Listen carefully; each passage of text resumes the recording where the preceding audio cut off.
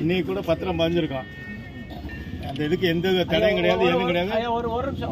வதந்திகளை வந்து நம்பாதீங்க. ஒரு நிமிஷம் ஐயா, ஒரு நிமிஷம் பேசுறதுக்கு வந்திருக்கோம். நமது நலம் நமது விவசாய சங்கத்துல இருந்து வந்திருக்கோம் ஆச்சுங்களா. இப்போ நீங்க 3 நாள் வந்து அந்த பகுதியினுடைய பத்திரப்பதிவை நீங்க நிறுத்தி வச்சிருக்கீங்க. இல்ல, பதிவு வந்து நடந்துகிட்டு தான் இருக்கு. யாரோ தவறான தகவல் கொடுத்துருக்காங்க. அதுல இருந்து பத்திரம் பதிவாகிட்டு இருக்கு. அது வந்து 1 2 வந்திருந்தாலும் பதிவாகி பாஞ்சிருக்கோம். சார் நாங்க ஒரு 4 நாளைக்கு மூலம் கூட வந்து கேட்கறோம்.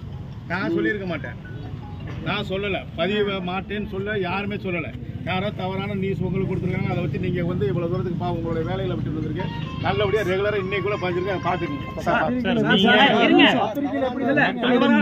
மக்களோட முதல்வர் அன்னைக்கு கூட நீங்க சொல்லியிருக்காங்க, நிறுத்தி வைக்க சொல்லியிருக்காங்க, நீங்க சொல்லியிருக்கீங்க. நீங்க அதுக்கப்புறம் தான் நாங்க வந்து பிரச்சனை பண்றோம் அப்படிங்கிறதுக்காக தான் நீங்க எழுத்து வடிவுல நீங்க வந்து இன்னிலிருந்து பண்ற அப்படின்னு சொல்லியிருக்கீங்க. அதுக்கு முன்னாடி நீங்க முன்னாடி நிறுத்தி வச்சிருக்கீங்க. ஒரு நிமிஷம் இருங்க. இல்ல என்ன நினைச்சிருக்க செல்வம் இருங்க, ஒரு நிமிஷம். இல்ல அவர் ஏதோ பெரிய இது மாதிரி நினைச்சிருக்காரு. ஜாக்கிரதை சார். இல்ல நீங்க பாட்டுக்கு போறாங்கறீங்க. இல்ல இருங்க செல்வம், செல்வம் ஒரு நிமிஷம். ஏங்க இல்ல நீங்க சொன்னீங்கல இன்னும்ல அவர் ஏதோ தலையாட்டிட்டு போறாரு. என்ன நினைச்சிருக்கீங்க? போலீஸ் உங்களுக்கு வந்து பாதுகாப்பு நின்னுட்டு நினைக்கிறீங்களா? இல்ல இந்த போலீஸ் மீறி எதுவும் நடக்காதுன்னு நினைச்சிருக்கீங்களா? நீங்க பாட்டுக்கு போறேன்னு தலையாட்டிட்டு போறீங்க. அப்ப எங்களெல்லாம் பார்த்தா உங்களுக்கு எப்படி தெரியுது?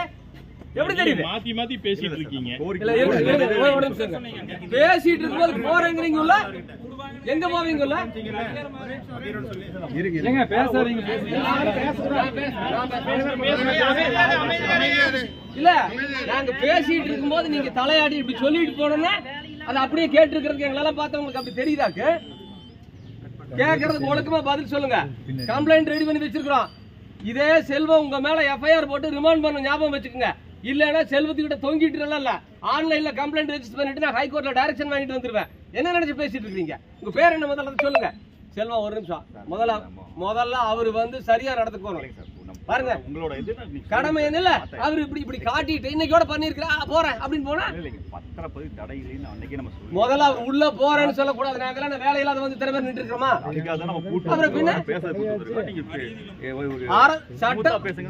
அல்லங்க அவரு ஸ்மூத்தா பேசியிருந்தா நாங்களும் ஸ்மூத்தா தான் பேசுவோம். என்ன சொல்லிருக்கணும்? கொஞ்சம் நீ தள்ளி நில்லுங்க. நீங்க நடுவுல நிக்கிறத பார்த்தா ஏதோ நான் அவர் அடிச்சு போடுற மாதிரியும் நீங்க இப்படி அவரோட முகத்தை பார்த்து உங்க பேரு சொல்லுங்க. செல்வ பாலமுருகன். செல்வ பாலமுருகன் தெரிஞ்சுக்கங்க.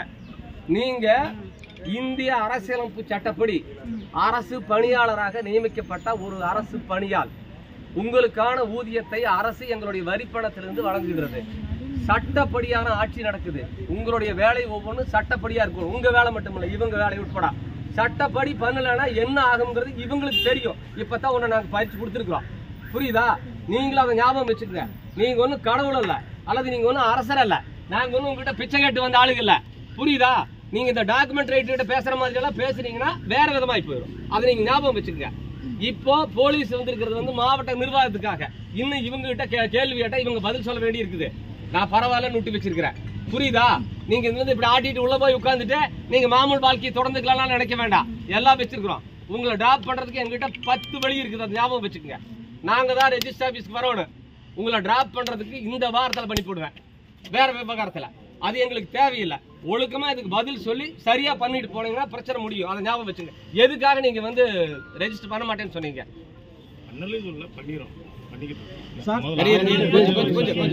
செல்வ இது என்ன பதில் சொல்லுங்க.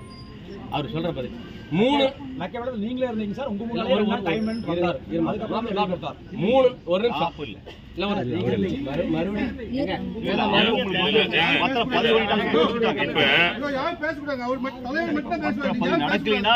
ஒரு நிமிஷம் இல்ல ஒரு நிமிஷம் இங்க பாருங்க. நான் வந்து ஜெனரலா பேசுறேன். இவரு 3 நாள் பத்திரப்பதிவு நிறுத்தி வச்சது மட்டும் இல்ல, அதை பூரா இந்த 3 மாவட்டத்துக்கு விதைச்சு விட்டார். ஈரோடு, திருப்பூர், கோயம்புத்தூர் 3. அதை நிறுத்துக்கப்பா. யார் இது? விளைவு என்னன்னா, இப்போ கிரைய அந்த 3 நாள் நின்னது மட்டும் இல்ல, பணம் கொடுத்து டோக்கன் கொடுத்திருந்தவங்க கிரைய மணி திரும்பி போயிட்டாங்க. இப்போ என்ன சொல்றாங்கன்னா, இதுல பிரச்சனை இருக்குது.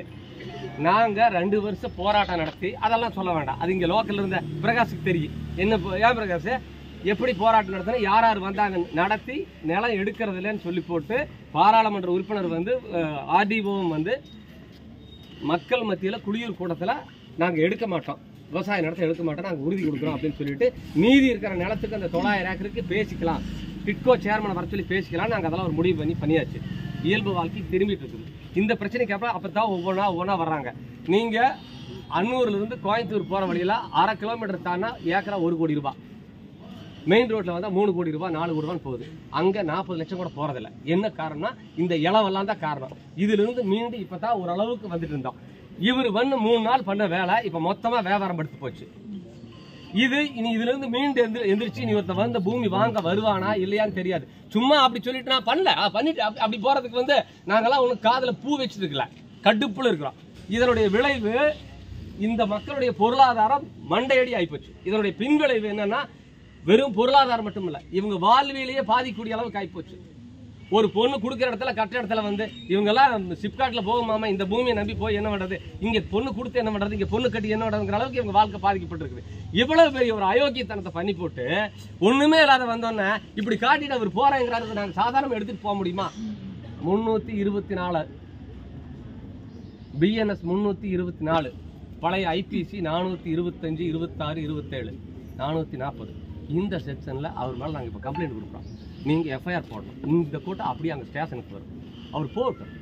நான் என்ன சொல்றேன், எதுக்கு பேசுறதுக்கு கூப்பிட்டேன்னு சொன்னேன். இதெல்லாம் பண்றதுக்கு வந்து இதெல்லாம் தேவையில்லை, நாங்களாம் அங்க வந்து உட்காந்து பண்ணிடலாம். நீங்க பண்ணலன்னு சொன்னா ஆன்லைன்ல ரெஜிஸ்டர் பண்ணி போட்டு ஹைகோர்ட்ல ஒரு டைரக்ஷன் வாங்கிட்டு வந்து ரொம்ப நேரம் ஆகாது. எங்ககிட்ட எவிடன்ஸ் இருக்குது. அவரெல்லாம் நான் சொல்லல அப்படின்னு சொல்றதுதான் ஆகாது.